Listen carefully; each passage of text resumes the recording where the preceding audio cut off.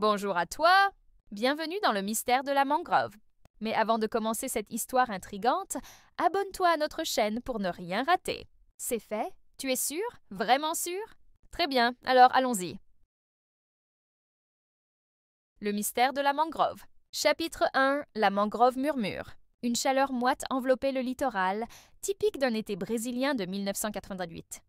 Les chansons des Ho-chan résonnaient depuis chaque enceinte sur la plage et l'odeur du monoï se mêlait à celle de la mer. Mais sous cette surface ensoleillée et festive, quelque chose de sombre rôdait, dissimulé dans les mangroves qui bordaient la ville. Une créature née des cauchemars, nourrie par une ancienne douleur et une soif insatiable. La brise salée de Maresias, une station balnéaire située entre Rio de Janeiro et São Paulo, alliant la beauté sauvage de la forêt atlantique au rythme vibrant des nuits d'été, portait avec elle le parfum sucré de la vase et des racines de mangrove. Le paysage était un labyrinthe dense de boue et de végétation, où les racines semblèrent des griffes anciennes surgissant de la terre. C'était là que la légende urbaine de la chose de la mangrove prenait forme, murmurée par le vent entre les branches. L'été battait son plein. Les rues de Maresias étaient envahies de touristes venus de tout le Brésil et même quelques étrangers audacieux. Les bikinis fluo, les musiques de plage, les caipirinhas et au milieu de ce décor, les surfeurs. Parmi eux, un nom brillait plus fort que les autres, Kael.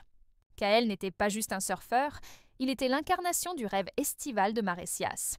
Grand, bronzé, cheveux blonds comme le sable, un regard azur qui capturait l'océan, il avait un charme magnétique. Guide touristique très recherché, il connaissait chaque recoin de la région, chaque crique secrète, chaque sentier caché. Il faisait tourner les têtes, il faisait battre les cœurs. Même les anciens du quartier le respectaient. Et puis, il y avait Marina, rien à voir avec les filles des fêtes, silencieuse, discrète, lunettes fines, queue de cheval. Étudiante en biologie marine, passionnée par l'écosystème local, elle passait ses journées à observer, noter, photographier les coquillages et les oiseaux. Kael fut intriguée, elle ne semblait pas le remarquer. Il lui parla, non pas pour séduire, mais par curiosité.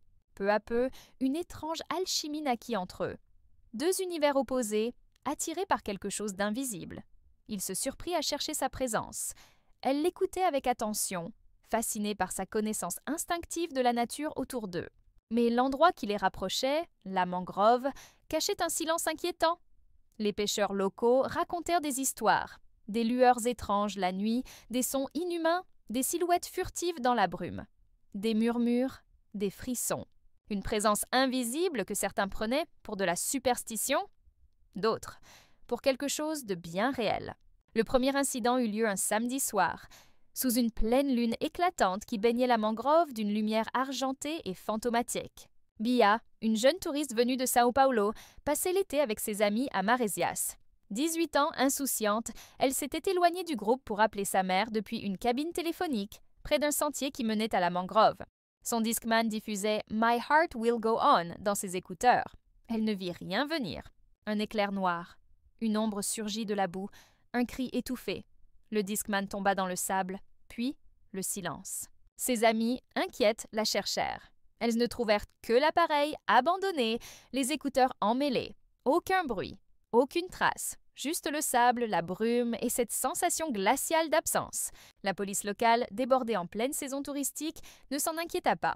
« L'école a dû s'enfuir avec un petit copain », dit un officier fatigué. « Ça arrive chaque été. » Les amis de Bia finirent par se convaincre, et elles attendirent. Mais Bia ne reviendrait jamais, et bientôt, elle ne serait plus la seule. Quelque chose de terrifiant venait d'être réveillé dans la mangrove, et l'été 1998 à Maresias ne serait plus jamais oublié. Nous arrivons à la fin de la première partie de notre mystère. Mais maintenant, c'est à vous de jouer. Qu'est-ce que vous pensez qu'il est arrivé à Bia? Et la réaction de la police? Trop négligente? Et ses amis? Elles auraient pu faire plus? Laissez votre avis dans les commentaires. Et surtout, abonnez-vous à notre chaîne pour découvrir la suite terrifiante de cette histoire.